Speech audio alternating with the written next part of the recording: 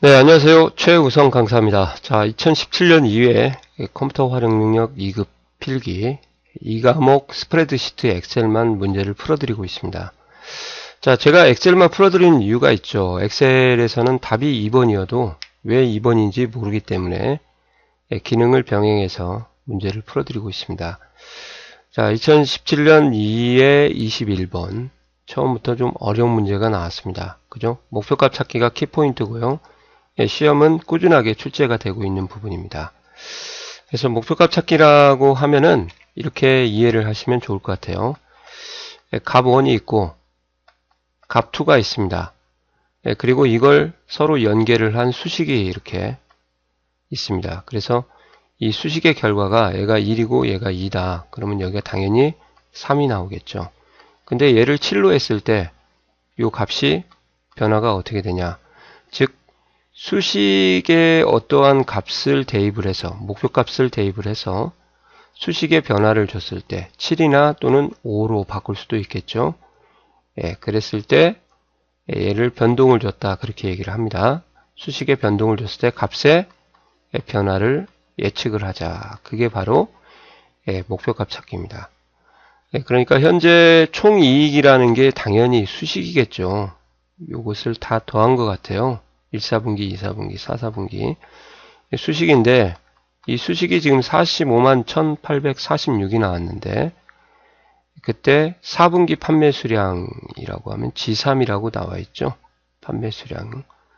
이것은 당연히 900개니까 값이겠죠. 예.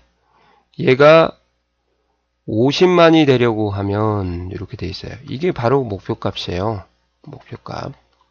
그랬을 때 얘가 변화가 어떻게 되는가를 예측을 하자. 당연히 이제 증가를 해야겠지만, 그죠? 그러니까 수식의 변동을 줬을 때, 그러면 이제 차례대로 들어가는 것이 답이 뭐냐 이걸 물어봤잖아요. 수식 셀에는 수식이 들어가면 돼요. 요걸 이렇게 해주면 돼요. 절대든지 뭐 상대든지 상관은 없습니다. 그래서 G10이라는 셀이 들어가면 되고요. 이건 틀렸습니다. 답은 1, 4번 중에 하나네요. 그리고 목표값이 여기는 숫자만 옵니다. 셀 주소 못 오고요. 50만을 그대로 써주시면 돼요. 그럼 뭐 답이 벌써 나왔네요. 1번이죠. 그 다음에 타겟이라고 하죠. 값을 바꿀 셀이 4분기 판매 수량 900이니까 G3이 되겠네요. 이렇게. 그죠? 그러면 답이 1번이 되겠습니다. 목표값 찾기를 실습을 만약에 실기를 정확하게 하셨다 그러면 제가 볼 때는 큰 문제가 없을 것 같고요. 일단 여기에 수식이 와야 되고 찾는 값 이게 목표값이다. 그리고 타겟이 값이 있는 셀 그리고 타겟은 또 한 개밖에 못 옵니다. 만약에 얘 두 개를 같이 조정하고 오면 되지 않나요? 될 수도 있지만 둘 중에 하나밖에 못 오니까 동시에 조정을 못 하는 거죠. 그래서 값을 바꿀 셀은 한 개만 가능하다. 이것도 좀 알아놓으셔야 돼요. 그래서 정의, 그 다음에 해석, 특징 이렇게 그리고 찾는 값은 셀 주소를 빨간 딱지가 없기 때문에 사용할 수 없다. 그런 것들을 좀 알아놓으시면 그 외에는 뭐 더 이상 출제될 문제가 없을 것 같습니다. 자, 수고하셨습니다. 네, 22번입니다. 자, 22번은 데이터 표에 관련된 문제죠. 자, 이것도 절대 실습이 필요한 건데요. 데이터 표에 관련된 문제의 특징은 일단 값이 어떻게 변동을 할 때 그 수식의 결과를 예측을 한다. 이게 키포인트예요. 이 기능에. 시나리오하고 비슷하죠. 시나리오나 목표값 찾기는 여기고요. 데이터 표는 이런 면에서 비슷합니다. 값의 변동을 줬을 때 수식의 결과가 어떻게 되는지 예측하는 거죠. 반대로 수식의 변동을 줬을 때 값을 예측하는 게 목표값 찾기고요. 자, 근데 이제 데이터 표의 특징은 이제 설명을 먼저 드릴 건데요. 1차원 표하고 2차원 표가 있어요. 그래서 변수가 단일 변수하고 이중 변수가 있기 때문에 이것을 좀 아셔야 문제를 해결할 수가 있습니다. 그래서 변수의 개수가 1개, 2개인 3개는 못 그리고요. 표기 때문에. 그죠? 그리고 특징도 좀 표는 일부분만 변경 삭제할 수가 없습니다. 그래서 답은 저는 알고 있기 때문에 2번을 고르는데 실습을 안 해보시면 모를 것 같아요. 그리고 다시 재계산되고요. 수식을 변수는 반드시 수식에 포함되어야 된다. 자, 이렇게 해서 한번 제가 실습을 하고 다시 문제를 풀어드리도록 하겠습니다. 자, 이게 단수라는 값이 있고요. 증가수라는 값이 있고 곱셈을 했습니다. 이 두 개를 곱해서 2가 나왔죠. 그래서 이제 여기에다가 제가 구구단을 구해 볼 건데요. 이 구구단은 지금 보시는 것처럼 좀 위로 하나 당길게요. 단일 변수가 있어요. 단일 변수. 2단만 따로 구하는 거하고 2단부터 9단까지 따로. 그래서 이렇게 들어가면 이걸 우리가 이중 변수, 이렇게 하면 단일 변수다. 그죠? 그래서 수식의 결과를 이렇게 는을 하시고 클릭해서 연결하여 붙여넣기를 먼저 하시고 수식을 포함해서 가상 분석의 데이터 표를 한 다음에 증가수의 나열 방향이 이게 변수거든요. 세로로 길게 증가하기 때문에 열을 선택을 하셔야겠죠. 커서를 찍고 원데이터 값 증가수를 찍어주시면은 이렇게 값이 나오게 되는 거죠.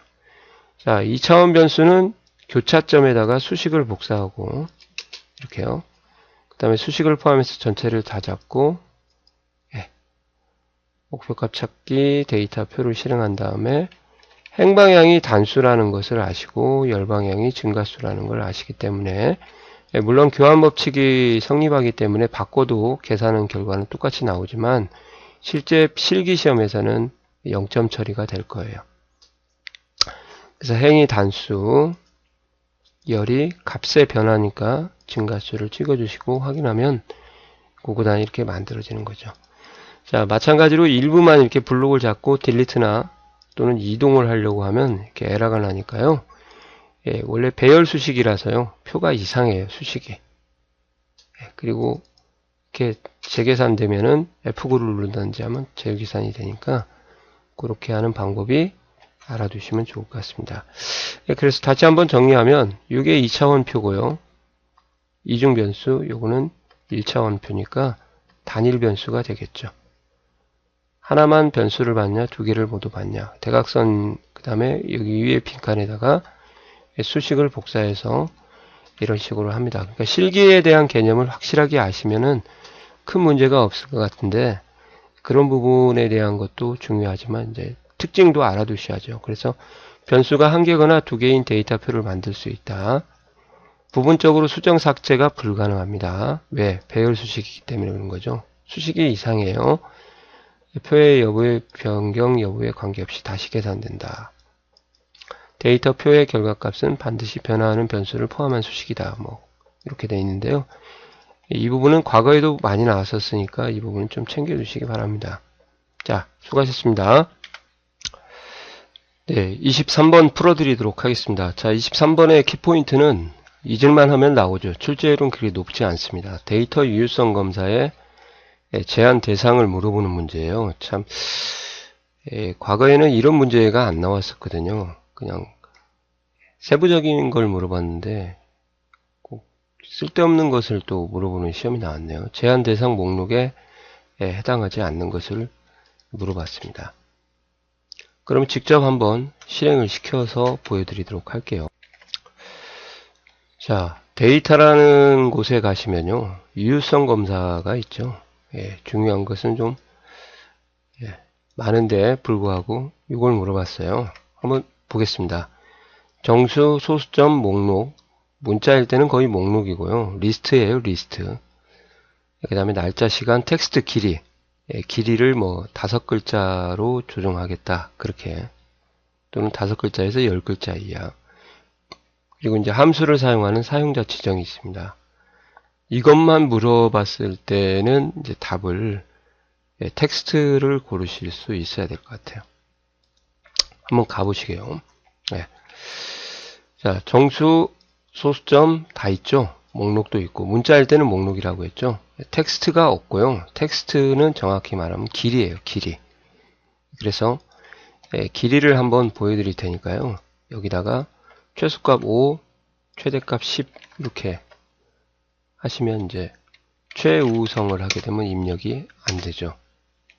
최우성 강사. 이렇게 하면 이제 띄어쓰기까지 해서 6글자니까 입력이 되겠죠. 최우성 강사, 컴도사 초이 최우성 강사. 이렇게 하시면 이제 10글자가 넘기 때문에 디나이가 되는 거죠. 네. 자, 이런 것도 중요하지만 더 중요한 게 이제 과거에서부터 문제가 나왔던 게요. 목록을 했을 때 목록의 구분자를 뭐 쓰냐. 예를 들어서 성별을 할 때 남자하고 여자가 있죠. 그때 컴마를 쓴다는 것을 이게 더 시험에 많이 나왔었어요. 세미콜론이 아니라 이렇게 하면 이제 값목록에서 구분자는 쉼표를 쓴다. 그것이 더 중요한데 이제 답은 텍스트가 되겠습니다. 이건 뭐 절대 실습을 해보지 않으면 감을 못 잡는 문제죠. 좀 더러운 케이스의 문제라고 보시면 되겠습니다. 중요하지는 않은 것 같아요. 또 그렇게. 수고하셨습니다. 네, 24번 문제 풀어드리도록 하겠습니다. 자, 24번은 키포인트가 고급 필터죠. 출제율도 상당히 높습니다. 이렇게 해서 고급 필터를 아래와 같이 조건을 주고 목록 범위라고 하죠. 소스 범위. 이 조건을 해석할 수 있으면 되는 거고요. 자, 조건을 한번 같이 해석을 한번 해보도록 하겠습니다. 일단 같은 행에 있으면 이것이 동시만족 AND가 되겠죠. 그렇죠? 그러니까 무슨 말이냐? 90보다 크고 95보다 작다. 이거예요. 두 개의 조건이. 그리고 서로 다른 행에 있으면 이거나가 돼서 5어가 되니까 이렇게 이해하시면 되겠어요. 90보다 크고 AND 하나 하고요. 그 다음에 95보다 작다. 요거 하나 하고 또 다른 조건이 70 미만 이렇게 되어 있는 것을 5어 범위로 잡으시면 될 것 같아요. 자, 그래프로 한번 그려보도록 할게요. 90 여기서 비어 있습니다. 95 이 부분 하고요. 그 다음에 비어 있습니다. 70 요 부분이 이제 두 개가 5어로 결합되는 거고 여기는 AND가 결합되는 거죠. 여기는 보시는 것처럼 AND 여기는 이제 5어가 되겠습니다. 그러니까 AND부터 먼저 하고 5어를 나중에 처리하시면 돼요. 그러면 이제 합계가 여기에 들어오는 거 세보시면 되죠. 하나, 둘, 아니고요. 얘도 아니고, 그리고 70보다 작은 게 65가 있네요. 죄송합니다.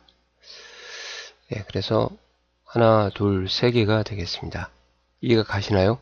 그럼 답은 2번이 되겠습니다. 자, 수고하셨습니다. 자, 25번 문제 풀어드리도록 하겠습니다. 자, 25번의 키포인트는 채우기 핸들입니다. 특히 값이 있으니까 값 채우기 핸들이겠죠. 값 채우기 핸들이 과거에는 이제 하나의 채우기 핸들만 중점적으로 나왔었는데요. 최근에는 이제 셀 블록을 잡고 채우기 핸들을 하는 것을 좀 물어보고 있습니다. 그래서 일단 이런 특징을 먼저 아시고 공부를 하셔야 될 것 같아요. 그래서 값 채우기에 대한 설명을 먼저 드리고 그리고 문제를 해결하도록 하겠습니다. 자동으로 해결이 될 것 같아요. 자, 처음에 해야 될 것은요. 숫자하고 문자가 결합되어 있다. 그러면 채우기 핸들을 하게 되면 뒤에 있는 문자가 플러스 1씩 숫자가 플러스 1씩 증가한다. 그걸 아셔야 됩니다. 아시겠어요? 그리고 같이 잡아도 그 기능이 그대로 적용이 되는 거예요. 그래서 뒤에 있는 숫자만 이렇게 2씩 증가되고요. 참고로 여기는 날짜가 아니에요.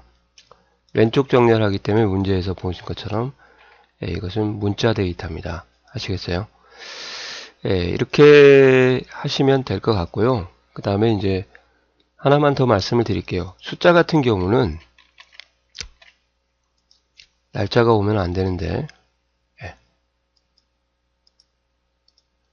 숫자 같은 경우는 저희가 그냥 끌게 되면 복사가 되고 컨트롤 누르게 되면 플러스 1씩 증가를 합니다. 근데 얘가 이렇게 같이 결합돼서 채우기 핸들을 하게 되면 플러스 1씩 자동으로 증가를 하게 되거든요. 그러니까 이런 부분도 하나짜리하고 두 개짜리가 좀 달라진다고 생각하시고 공부를 좀 하셨으면 좋겠습니다. 자, 그러면 이제 문제를 해결할 수 있겠죠. 예. 채우기 엔드를 하면 일씩 증가가 되니까 여기는 여기에 있는 걸 물어봤죠. 2, 3 이렇게 증가할 거고 16, 17로 증가할 것 같습니다. 그래서 답은 2번이 되겠네요. 이해가 가시나요? 네. 자, 수고하셨습니다. 자, 출제율은 제가 볼 땐 채우기 엔들이 상당히 높습니다. 공부를 좀 많이 하셔야 될 것 같아요.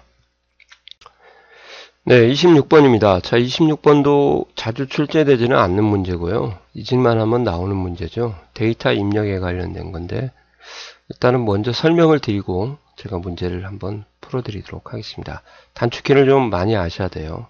아시겠어요? 특히 엔터 들어가는 단축키.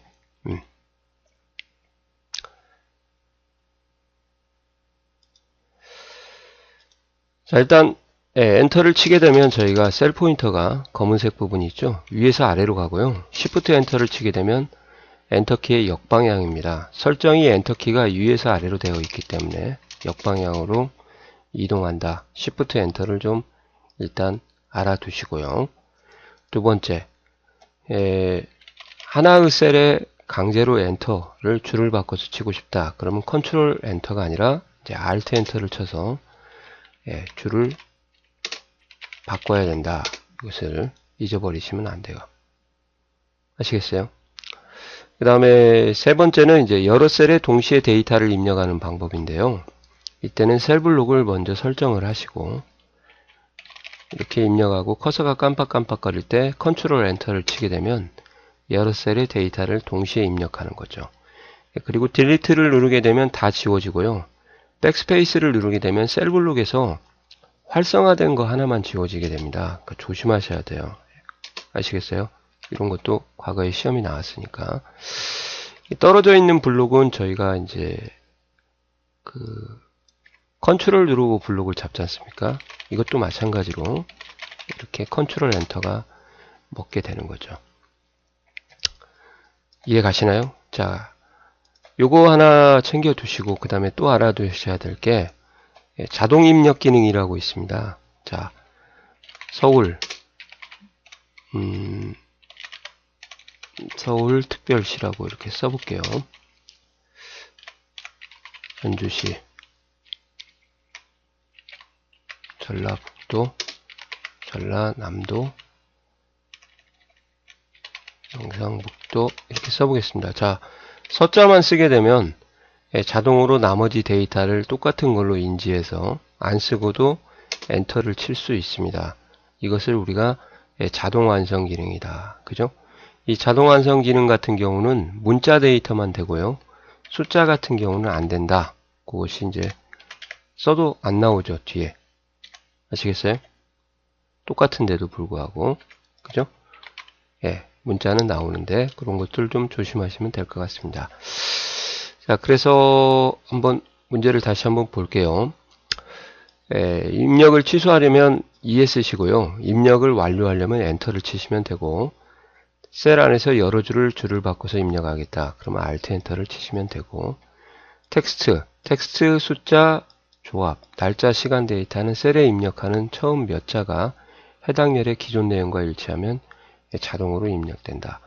이 텍스트라는 것이 바로 문자라는 걸 말하고요. 텍스트하고 숫자가 조합이 돼도 이렇게 자동으로 입력이 됩니다. 근데 아까 말씀드렸죠. 날짜 시간 데이터는 숫자 데이터로 엑셀에서 인식을 하기 때문에 문자 데이터가 아닙니다. 그래서 얘는 입력이 안 돼요. 한번 더 보여드리고 올게요. 여러 셀에 동일한 데이터를 입력하려면 이제 컨트롤 엔터죠. 그래서 답은 3번이 되겠습니다. 자, 한번 보세요. 다시. 분명히 날짜를 썼잖아요. 2017이라고 써도 변화가 없죠. 안 채워진다 이 말이에요. 그러니까 그런 부분은 좀 챙겨 두시기 바랍니다. 아시겠어요? 답은 3번이 되겠습니다. 잘 읽어보셔야 돼요. 문자 데이터만 해당한다. 엑셀에서는 문자하고 숫자가 결합하는 경우하고 순수하게 문자만 있는 경우다. 그렇게 이해하시면 되겠습니다. 자, 수고하셨습니다. 자, 27번 문제입니다. 자, 27번은 이게 단독으로 나오지는 않았는데요. 매크로 작성하는 룰에 의해서 꼽사리 껴서 같이 나온 문제인데, 여하튼 좀 어처구니가 좀 없는 문제입니다. 자, 여하튼 매크로의 저장 위치라는 것은 매크로 적용 범위를 말하고요. 엑셀로 한번 보여드리면 되겠습니다. 따로 준비할 자료는 없고요. 개발 도구에 매크로 기록을 누르시면 매크로 저장 위치가 어디에 매크로를 적용하겠냐 이 말이에요. 현재 통합 문서에 적용하겠냐, 아니면 새로 열리는 거 하나에만 적용하겠냐. 개인용 매크로는 이제 엑셀에 있는 모든 파일에 다 매크로를 적용하겠다 그 말이거든요. 그래서 현 세 개, 이렇게 세 종류가 있습니다. 그걸 물어보는 문제거든요. 이해 가시나요? 그래서 그냥 한 번이라도 안 보면은 틀릴 것 같아요. 새 통합문서, 현재 통합문서, 개인용. 개인용은 시험도 많이 나왔습니다. 과거에 모든 엑셀 파일에 적용될 때 개인용을 말이 개인용이지. 답은 4번이 되겠습니다. 이해 가시나요? 이런 것은 거의 안 나온다고 보셔도 될 것 같아요. 근데 외워두기는 하셔야 됩니다. 단독으로는 출제가 안 되지만 다른 특징하고 어울려서 조합을 해서 나오기 때문에. 수고하셨습니다. 네, 28번입니다. 자, 이름 정의에 관련된 문제입니다. 자, 이름 정의할 때 규칙을 좀 아셔야겠죠. 이름 정의는 일단 절대 참조를 사용한다는 것을 먼저 알아두셔야 돼요. 이름의 첫 글자는 밑줄을 사용할 수 있다. 문자나 밑줄로 시작할 수 있다. 그것을 좀 알아두시고, 역으로 얘기하면 숫자로 시작할 수 없죠. 그죠? 이름에는 공백 문자를 포함할 수 없다. 띄어쓰기가 안 되고요. A1 같은 셀 주소는 사용할 수 없습니다. 이동이 돼 버리기 때문에요. 여러 시트에 동일한 이름으로 정의할 수 있다가 아니라 하나의 파일의 이름은 고유해야 됩니다. 하나밖에 적용할 수가 없습니다. 그래서 답은 4번이 되겠네요.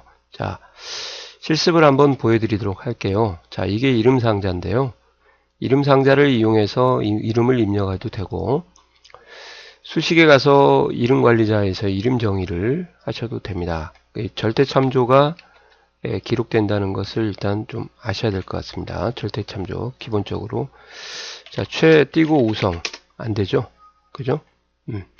그 다음에 1, 2, 3 최우성 안 되죠? 또는 1, 2, 3, 4, 5, 6 안 되겠죠? 똑같은 말이에요. 그 다음에 제가 A, C, 9 이렇게 하도록 하겠습니다. 그러면 안 되죠. 그리고 여기서 만약에 C9를 입력하면 이동을 해버려요. 그죠? 그리고 C구나 그냥 스몰 C구나 똑같습니다. 그래서 대소문자는 구분을 하지 않고요. 엑셀 파일에 고유해야 됩니다. 그래서 최우성으로 저장을 한번 하도록 할게요.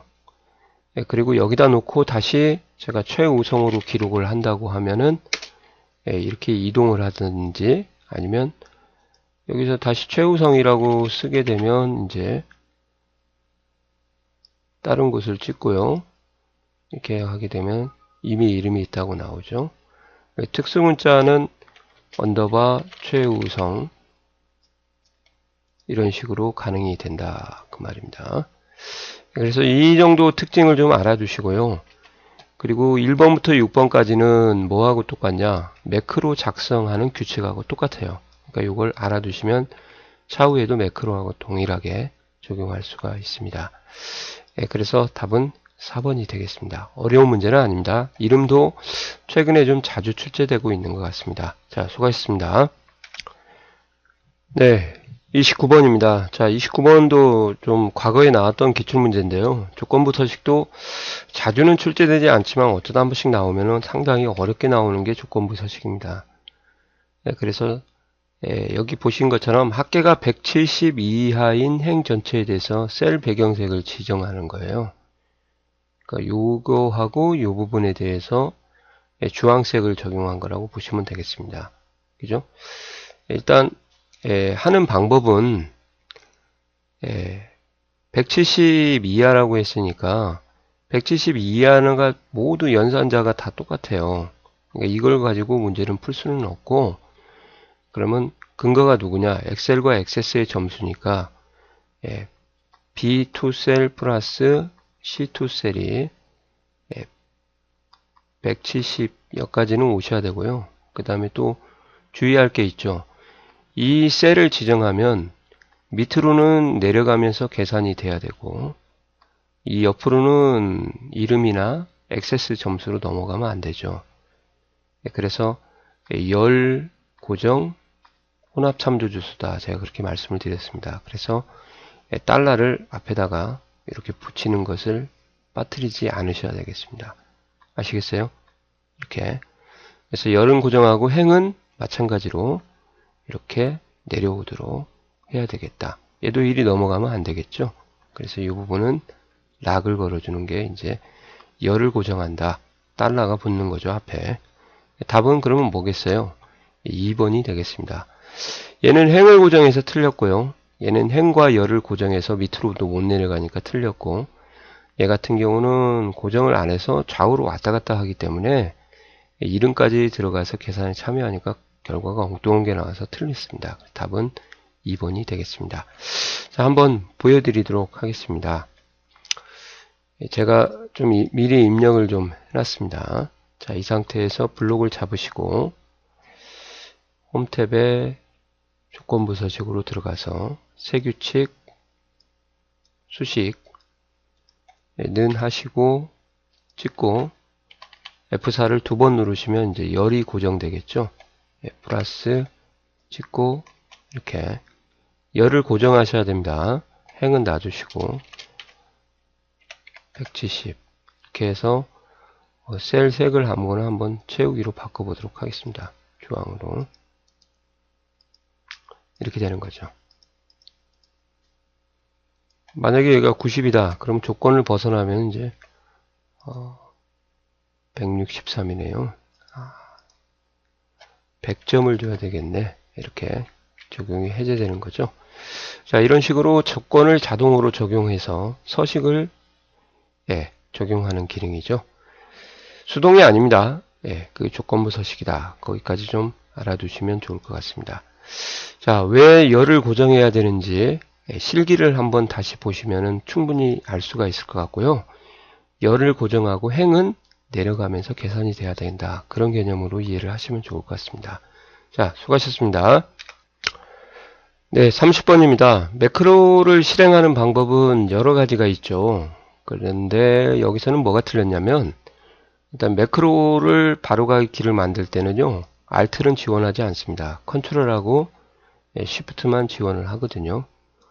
그래서 한번 제가 보여드릴게요. 왜 틀렸는가. 번호에 관계없이 개발 도구에 가서 매크로 기록을 하게 되면요. 일단 첫 번째 바로가기 키에서 알아둬야 될 것은 영어밖에 지원이 안 돼요. 숫자는 못 쓰고 특수 문자도 못 씁니다. 그래서 제가 만약에 컨트롤 C라고 했다. 그럼 소문자면 컨트롤이고요. 대문자를 누르면 이제 Shift가 붙게 되는 거예요. 그래서 Alt는 못 오게 되는 겁니다. 그리고 만약에 컨트롤 C로 해서 매크로를 저장을 했어요. 그리고 엑셀로 돌아와서 매크로를 실행해서 컨트롤 C를 누르면 이게 복사하고 겹치지 않습니까? 그럼 뭐가 되게요? 복사가 되냐? 매크로가 실행되냐? 그래서 매크로가 실행됩니다. 그래서 매크로 바로가기 키는 엑셀 고유한 바로가기 키보다 우선한다. 그렇게 되어 있는 거죠. 그래서 걔가 틀렸어요. 일단은. 그리고 이렇게 저장된 매크로를 실행을 하는 방법은 굉장히 많습니다. 바로가기 키로 실행하는 거죠. 자, 이렇게 하고 그냥 아무것도 않고 저장을 하나 해놓으면 개발 도구에 가서 매크로에 가서 이것을 실행할 수도 있고요. 그죠? 그 다음에 빠른 실행 도구 모음에서 기타 명령에 가서 매크로 단추를 추가를 시켜서 작업을 할 수도 있습니다. 이쪽에 가서 이쪽에요. 그리고 도형이나 또는 그림에다가 매크로를 연결해서 실행할 수가 있죠. 자, 그래서 매크로 바로가기 키는요, 조합을 Alt를 할 수도 없고 컨트롤밖에 불가능합니다. 그래서 이것은 틀렸어요. 컨트롤이나 아니면 Shift 대문자일 때 이것을 좀 알아두시면 되겠습니다. 근데 이 문제는요, 과거에도 한번 이런 비슷한 문제가 나왔어요. 빠른 실행 도구 모음에 매크로를 아이콘을 추가하여 가능하고요. Alt F8을 눌러서 매크로 대화 상자에서 실행, 그 다음에 그림이나 클바트나 도형 개체에 연결을 해서 실행한다. 차트에도 연결이 되고요. 그래서 답이 1번이 되겠습니다. 자, 이거 매크로 작성하는 바로가 익히만 알아도 이 문제는 해결할 수가 있습니다. 예, 수고하셨습니다. 네, 31번. 예, 수식이네요. 수식. 결과가 다른 하나를 골라라. 이렇게 되어 있습니다. 예, 그러면 차례로 한번 해석을 한번 해보도록 하겠습니다.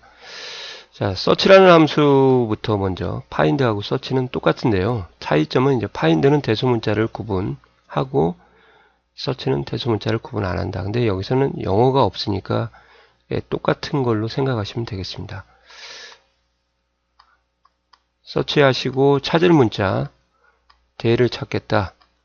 예, 그리고 어디서 A1 셀에서 이렇게 되고요. find를 이렇게 써도 예, 결과가 예, 한글이기 때문에 똑같죠. 그럼 이치번호를 찾아줍니다. 그래서 자, 요걸 찾게 되는 거죠. 그래서 세 번째 인수가 있는데 세 번째 인수를 생략하면은 항상 1번부터 찾아서요. 여기서는 답이 1번이 나와요. 얘도 1 나오고요. 그죠? 예, 그래서 A1으로부터 1이고 더하기 2니까 3이네요. 그래서 3부터 5글자를 해라. 그러면 1, 2, 3부터 해서 상공대학교가 나오겠습니다. 여기는. 이해가 가시나요? 예, 그 다음에 여기는 결국 이거하고 똑같지 않습니까? 예, 그러면 1, 4번은 똑같으니까 건너가도 되겠네요. 라이트를 하겠습니다. 예, 여기 라이트는 보시는 것처럼 1이 나오고 파인드가 6이죠. 그러니까 A1 뒤에서부터 6글자를 가져와라 그 말이거든요. 뒤에서부터 하나, 둘, 셋, 넷, 다섯, 여섯. 그러니까 한상공대학교로가 나오겠네요. 답은 틀렸죠. 자, 요것도 이제 알려드리겠습니다. 렌하고 A1을 하게 되면 이거 총 글자 수를 표시하는 함수예요. 하나, 둘, 셋, 넷, 다섯, 여섯, 일곱, 7이 나오게 됩니다. 그죠? 예, 그래서 7-2를 하게 되니까 5죠. 예. 그리고 대한상공대. 라이트부터 시작하는 레프트가 죄송합니다. 5글자니까 교학대공상 이렇게 되겠네요. 얘도 맞죠? 답은 3번이 되겠습니다. 이해 가시나요? 예. 자, 그래서 find하고 search는 찾을 문자, 셀 주소, 몇 번째에 위치하는가 위치번호를 하는데요. find는 대소문자를 구분하고 search는 구분 안 하는데 한글이기 때문에 의미가 없을 거예요. 똑같은 글자가 나오더라도 세 번째 인수가 생략이 되면 무조건 1번부터 찾게 된다. 그것을 알아두시면 되겠습니다. 렌은 글자 수를 나타내는 함수죠. 조금만 신경을 쓰시면은 함수는 그렇게 어려운 문제는 아닌 것 같습니다. 그래서 함수의 원리가 어떻게 결과가 나오는지 해석만 하면 되죠. 필기는. 예, 수고하셨습니다. 네, 32번입니다. 날짜와 시간에 관련된 함수 또는 날짜와 시간에 대한 모든 특징을 물어보는 문제예요. 이런 문제가 과거에는 없었는데요. 최근에 처음으로 나온 것 같습니다. 함수도 알아야 되지만 답은 고르실 수 있을 것 같아요. 실기를 열심히 하셨다고 하면. 네, 날짜는 표시하는 방법이 두 가지가 있죠. 일렬번호라는 것도 있고 날짜라는 데이터로 표시를 한다. 그래서 일렬번호라는 것은 1900년 1월 1일로부터 해서 플러스 1씩 증가하는 숫자의 개념이 날짜의 일렬번호다. 하루가 1이에요. 이렇게 이해하시면 되겠습니다. 시간도 일렬번호가 있어요. 그래서 시간의 일렬번호는 하루가 1이니까 하루보다 우리가 시간은 다 작죠. 그래서 낮 12시가 되면은 이게 오후 12시가 되는 거거든요. 그러면 24시간의 반절이니까 24시간이 하루니까 1이거든요. 그래서 0.5하고 똑같은 개념이 되더라. 그것을 우리가 날짜와 시간의 일렬 번호다. 그렇게 얘기를 합니다. 이따가 한번 보여드릴게요. 그래서 이것은 맞는 거고요. today라는 함수는 시스템에서 현재 날짜를 뭘 할 때마다 업그레이드를 한거, 업데이트를 한다. 이것도 맞고요. weekday라는 함수는 요일을 구하는 함수가 아니죠. 요일 번호를 구하는 함수고요. 이 요일 번호를 구해서 choose하고 만나야 요일의 텍스트를 표시를 하는 함수죠. 이해 가시나요? 텍스트 값으로 반환하는 게 아니라 일요일이면 1, 월요일이면 2, 화요일이면 3 이렇게 요일 번호를 뱉어주는 함수예요. 그래서 답은 4번이 되겠습니다. 자, 이거는 굉장히 함수를 좀 잘 알고 있어야 문제를 풀 수가 있을 것 같습니다. 아시겠어요? 그래서 한번 보여드리도록 할게요. 자, 날짜의 일렬 번호를 한번 보여드리도록 할게요. 이것은 그냥 날짜죠. 그죠? 예, 그런데 홈탭에 가서 저희가 일반으로 바꿔주시면은 날짜가 일렬 번호로 바뀝니다. 이렇게요.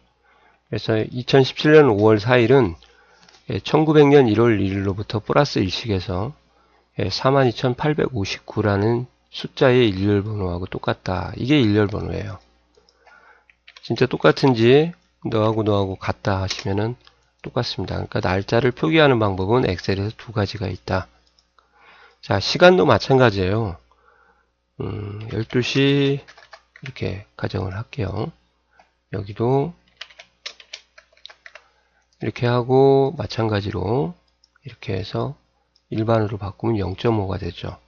하루가 24시간이니까 이렇게 되는 거예요. 그러면 6시는 어떻게 되겠어요? 4분의 1이 되겠죠.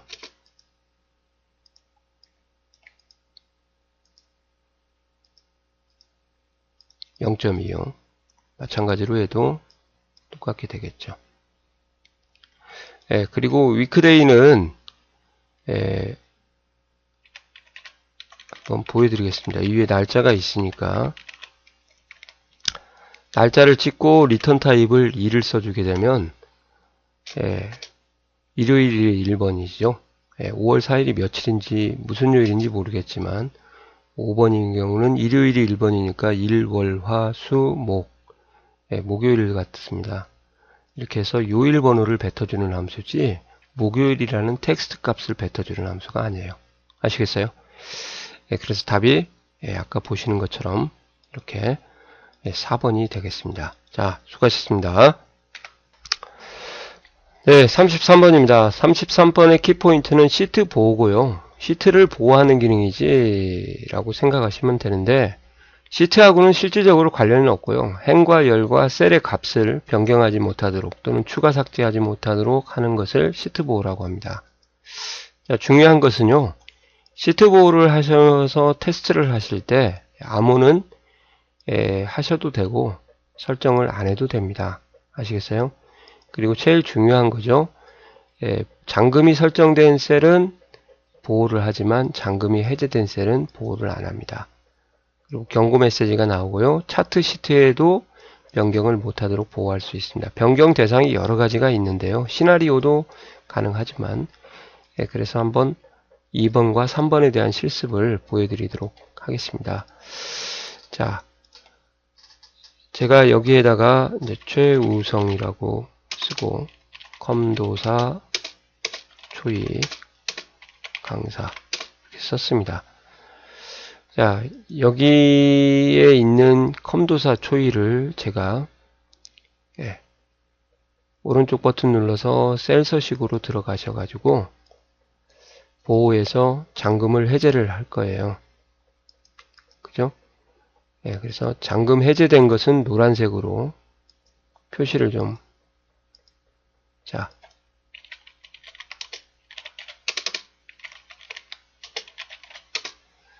얘는 잠금 해제를 안 했습니다. 한번 보세요. 잠금이 되어 있죠.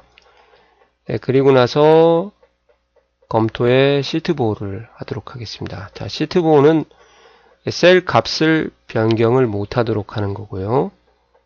그 다음에 행과 열에 관련된 작업이나 차트나 시나리오, 피벗 여러 가지가 있죠. 이런 것들을 설정을 해서 못 건들게 변경을 못하도록 하는 겁니다. 암호는 입력을 안 해도 보호가 됩니다. 그죠? 근데 이제 암호를 만약에 제가 했다. 1, 2, 3, 4로 했다. 그러면 이제 한 번 더 입력하라고 나오죠. 해제를 하려고 하면 암호를 입력하라고 이렇게 나오는 거예요. 그러니까 암호는 필수가 아닙니다. 아시겠어요? 그래서 답은 그것만 알아도 고를 수가 있고요. 일단 해보도록 할게요. 자, 이렇게. 자, 이것을 제가 컴도사 초이라고 바꾸려고 하면 안 바뀌는 거죠. 이렇게. 근데 얘는 초이 컴도사. 즉, 잠금 해제한 것은 바꿀 수가 있습니다. 강사입니다. 이렇게 하는 것도 안 바뀌죠. 그리고 행과 열에 관련된 작업들이 이렇게 시트하고 관련된 작업들은 다 살아요. 근데 시트 보호라서 오해를 하지 말고요. 잡동사니 시트에 관련된 거 외에 작업을 못하도록 락을 걸어주는 기능이다. 그렇게 보시면 되겠습니다. 그래서 차트 내용을 변경하지 못하도록 가능하고요. 잠금이 해제된 셀은 보호하지 않는다는 거. 그 다음에 암호는 필수가 아니라 선택이라는 거. 그죠? 경고창이 나온다. 그러니까 답은 3번이 되겠습니다. 어려운데 한 번이라도 해봤다고 하면은 기억이 남을 것 같아요. 이해 가시나요? 예, 수고하셨습니다. 네, 34번입니다. 자, 34번 같은 경우는 진짜 더러운 문제가 나왔습니다. 참, 여기를 이런 것까지 공부를 해야 되는 생각이 들기도 합니다만, 무시하셔도 될 것 같아요. 그리고 답도 지금 제 개인적인 생각은 4번이 답인 것 같은데, 상공회의소에서 제시한 답이 지금 3번 같습니다. 해석하기도 좀 힘들어요. 3번과 4번은. 아, 참, 이렇게 문제를 내야 되는지 모르겠습니다. 자, 엑셀에서 잠깐 설명을 드리면요. 페이지 설정에 추가 옵션 단추를 누르게 되면 페이지 설정이라는 것이 이제 시험에 많이 나오죠. 인쇄에서. 시트가 제일 많이 나오고 페이지가 두 번째, 머리글, 바닥글 세 번째 여백인데 머리글, 바닥글에서 요 네 가지 옵션에 대한 것을 이해하고 있느냐 없느냐 그렇게 물어본 것 같습니다. 제가 일단 머리글에 대한 내용을 하나 집어넣어놨어요. 컴도사 초이 최우선 강사라고 해서. 그리고 이 두 개는 이해를 하실 것 같아요. 짝수와 홀수 페이지를 다르게 입력하고 싶으면 체크를 하시면 되고요. 그 다음에 첫 페이지를 다르게 하거나 안 넣고 싶을 때도 여기다 체크를 하시면 되죠. 근데 이 두 부분은 이제 공부를 좀 하셔야 될 것 같습니다. 문서에 맞게 배율 조정이라는 게 뭐냐면 제가 얘를 지금 현재 100%로 그대로 실물 인쇄를 할 거예요. 미리 보기를 딱 하시면은 자 보십시오. 머릿말이 그대로 100에 똑같이 나와요. 글자 크기하고 비슷하게. 그죠? 근데 제가 가서 얘를 해제를 했어요. 그리고 인쇄 비율을 140으로 확대를 하겠습니다. 그죠? 그리고 미리 보기 하게 되면 어떻게 되냐?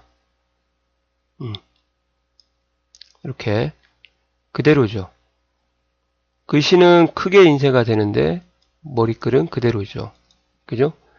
그럼 다시 한번 가서 요건 140 그대로 놓고 제가 여기다 체크를 하겠습니다. 그러면 이제 어떻게 나오는지 봐보세요. 확대되는 양만큼 머리글 바닥글도 커지겠다 그 말이거든요. 그죠? 그래서 결론을 빨리 내드려야 될 것 같아요. 자, 이 기능이 뭐 하는 거냐 물어보면요. 요거요. 세 번째. 인쇄를 확대하거나 축소를 하게 되면 아시겠어요? 머리글에 들어가 있는 글자나 바닥글에 들어가 있는 글자도 같이 확대가 되고 축소가 되도록 하겠다. 그런 말입니다. 아시겠어요? 체크가 되면. 체크가 안 되면은 뭐예요? 확대 축소가 안 되게 하겠다. 그 말이에요. 그건 난 체크, 얘는 체크죠. 그리고 페이지 여백에 맞추기라는 것은 뭐냐면 또 보여드릴게요. 이건 그대로 놔두고 하겠습니다. 다시 100%로 줄일 거예요. 기본 여백이 있거든요. 기본 여백. 예. 원래 시작할 때 여기가 1.3 정도로 시작을 하게 되면 1.3을 좌우로 맞추게 되고 인쇄 미리 보기를 한번 해보도록 하겠습니다. 그러면 이제 보통 머리끌 바닥글이 왼쪽 정렬하게 되면 왼쪽에 쓰게 되면 왼쪽 여백에, 오른쪽에 쓰게 되면 오른쪽 여백에 이렇게 맞게 되거든요. 기본적으로. 네, 그런데 제가 이 부분을 페이지 설정에 가서 여백에 맞추기가 되어 있는 경우를 먼저 보여드릴게요. 네, 여기를 4.3으로 이렇게 놨습니다. 네, 그리고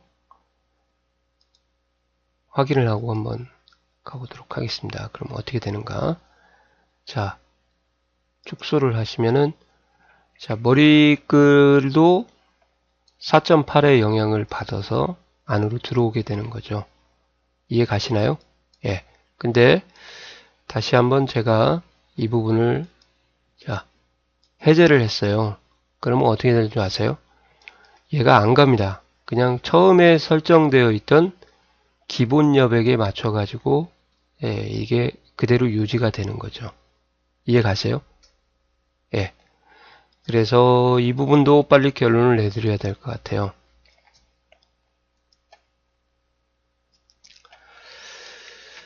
자, 여기에 체크가 되어 있으면요. 예, 여백, 특히 상하 말고 좌우 여백에 맞게 예, 머리끌, 바닥끌 예, 적용하겠다. 그게 바로 체크가 되어 있는 거고요. 그러면 체크가 안 되어 있으면 뭐냐?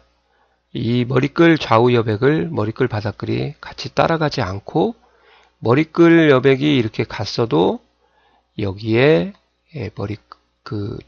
오른쪽 여백이 이렇게 갔어도 머리끌이 외여백을 제외하고 기본 여백에 써지게 되는 거죠.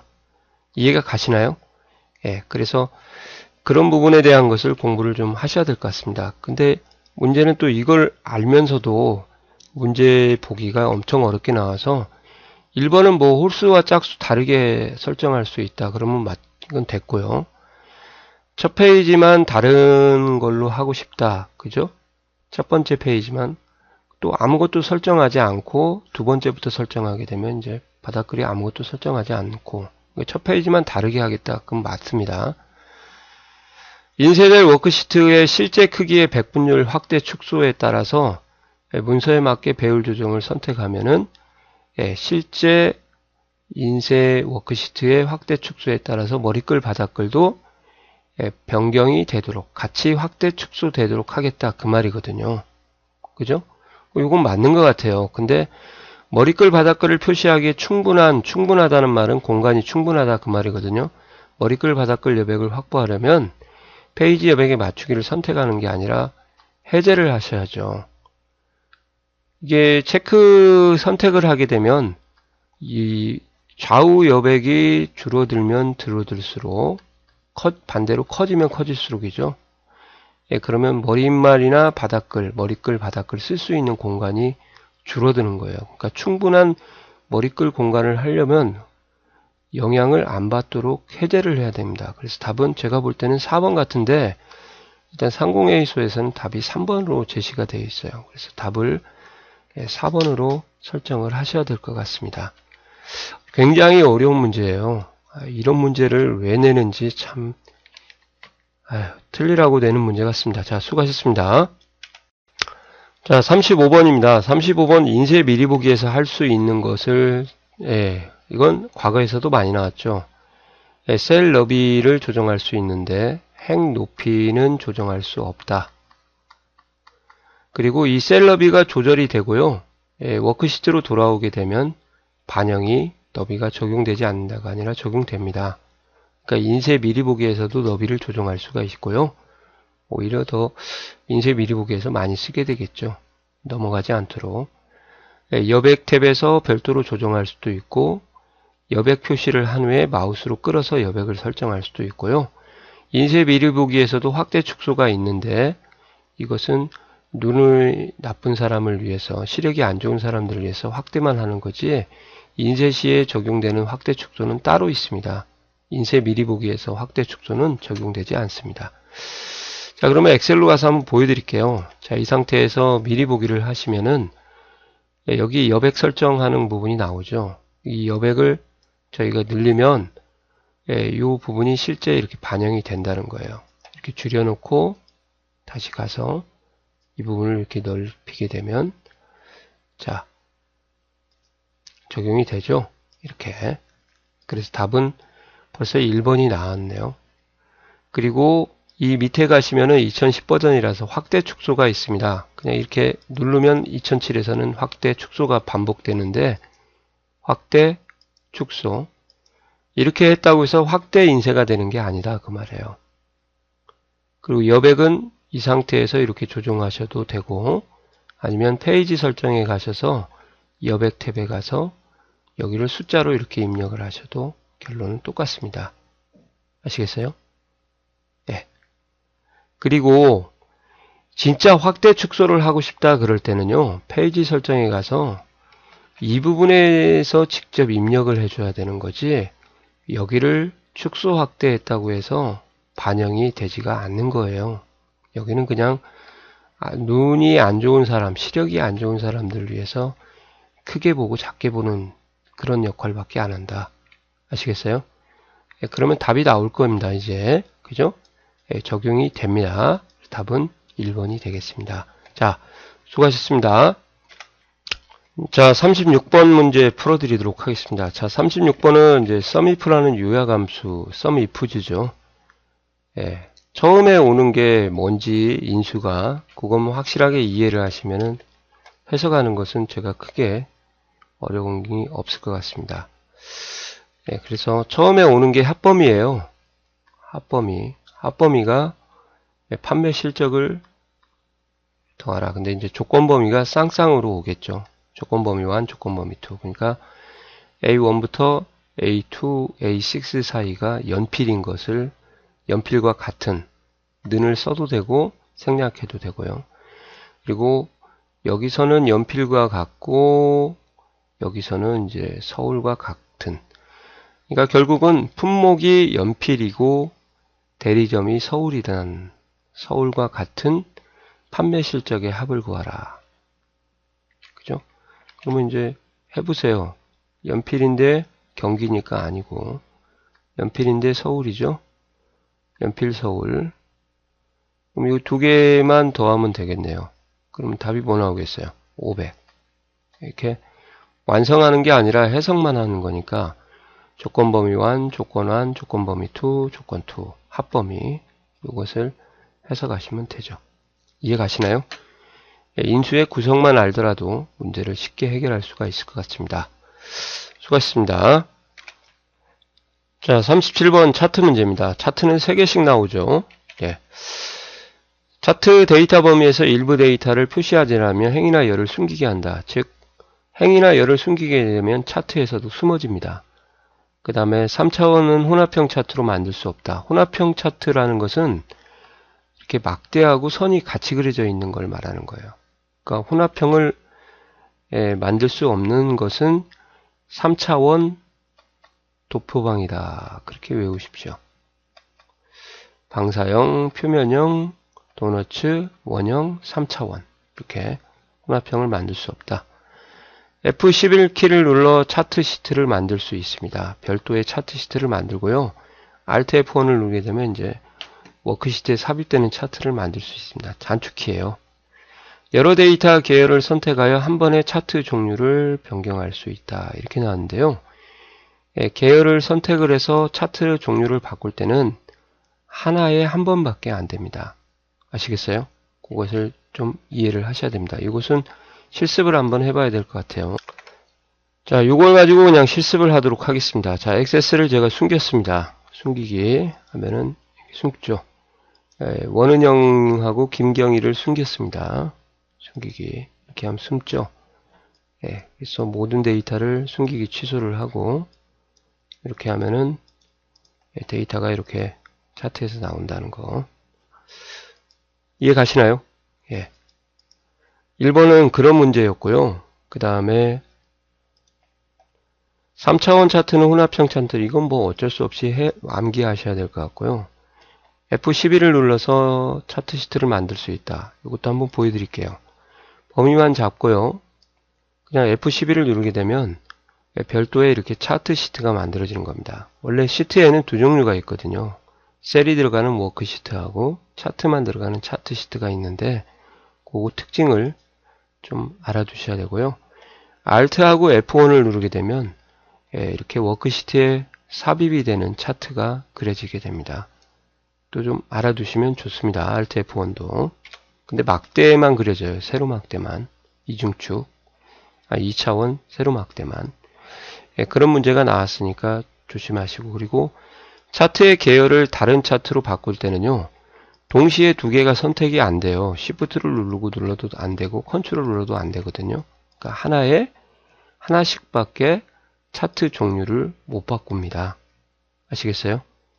그리고 이렇게 해서 보조축으로 보내면 이중축 혼합형이 되는 거죠. 그래서 답이 이제 4번이 되겠습니다. 이해 가시나요? 예, 수고하셨습니다. 자, 38번입니다. 자, 38번 같은 경우는요, 실습을 안 하면 절대로 못 푸는 문제 같아요. 그래서 먼저 실습을 하도록 하겠습니다. 답은 저는 알고 있어요. 음수로 지정해야 이제 계열 사이가 벌어지는데, 양수로 하면 오버랩이 되는데, 한번 보시기 바랍니다. 계열이죠. 계열을 아무 계열이나 선택하고 오른쪽 버튼 눌러서 데이터 계열 서식에 가시면 두 가지가 1번하고 2번으로 보기가 나왔어요. 계열 겹치기하고 간격 너비거든요. 한번 어떻게 하는지 보세요. 계열 겹치기를 양수로 하게 되면 이렇게 오버랩이 됩니다. 음수가 벌어지게 되는 거죠. 그래서 양수가 겹쳐진다. 꼭 좀 챙겨 두셔야 되고요. 간격 너비는 이제 이렇게 하게 되면 계열과 계열, 항목과 항목 간의 간격이 넓어지는 거고 0을 하게 되면 딱 달라붙는 거죠. 그래서 이것도 과거에 시험이 나왔었어요. 간격 너비가 크면 클수록 계열의 너비가 커진다, 아니라 작아진다. 그렇게 반대입니다. 그런 것을 좀 해주시고요.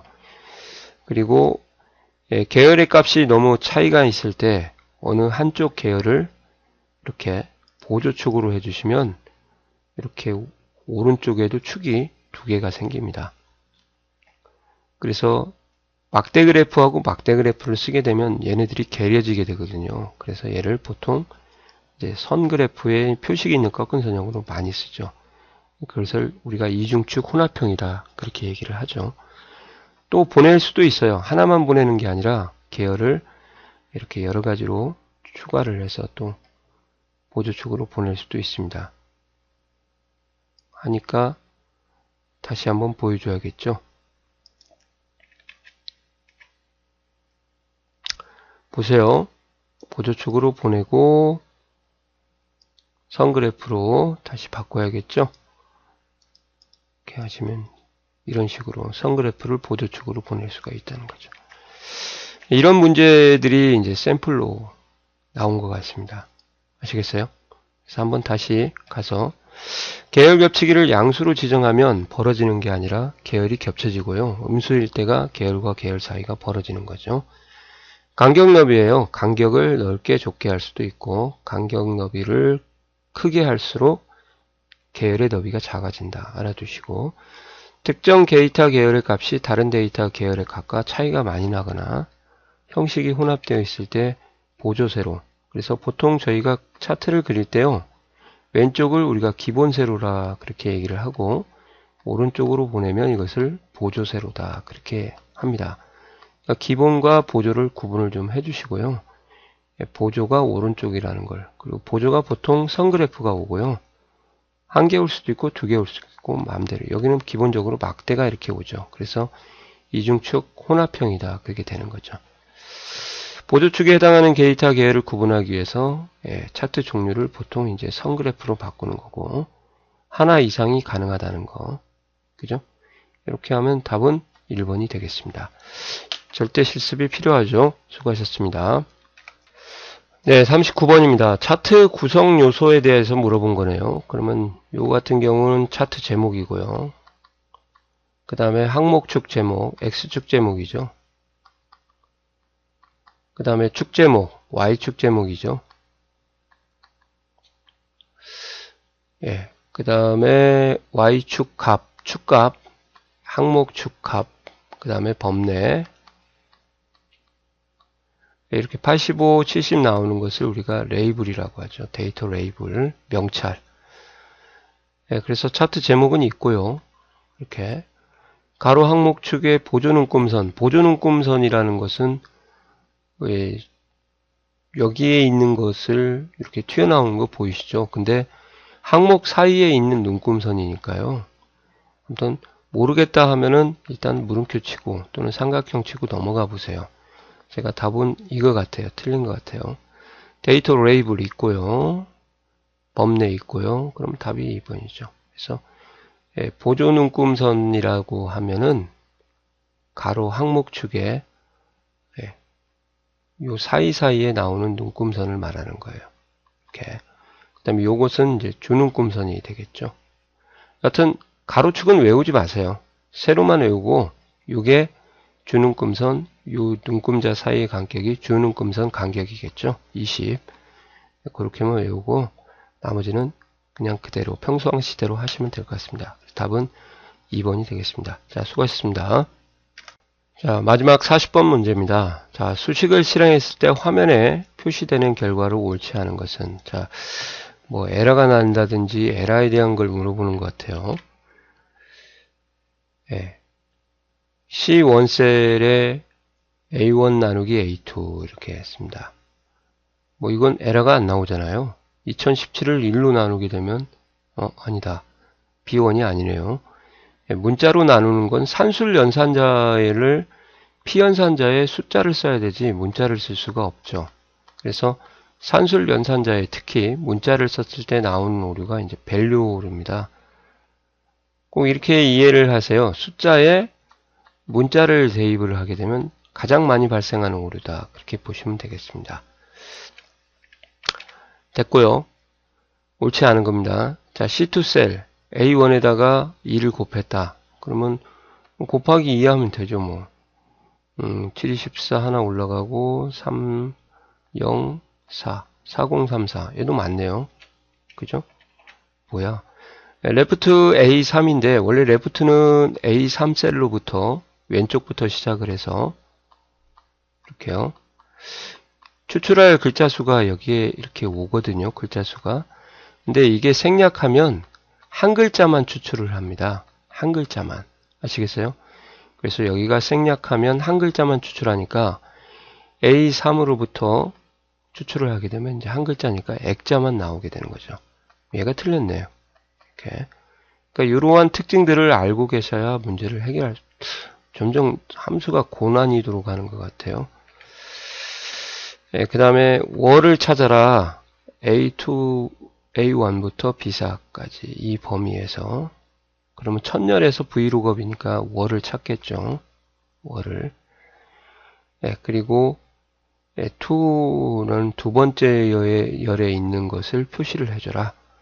폴스인데 이제 정확하게 일치죠. 그래서 5하고 진짜 똑같은 걸 찾는 거죠. 그럼 여기에 5하고 똑같은 게 있어요? 없어요? 없죠. 그러면 이제 에러 발생하죠. 찾는 값이 없을 때 발생하는 V로급이나 랭크에서 발생하는 NA 오류, 참조 오류죠. 이건 맞습니다. 그러니까 폴스라는 것은 정확하게 일치하는 것을 1번 인수를 찾아라 그 말이거든요. 그러니까 5하고 똑같은 걸 찾아라 그런데 없으니까 그럼 답이 뭐겠어요?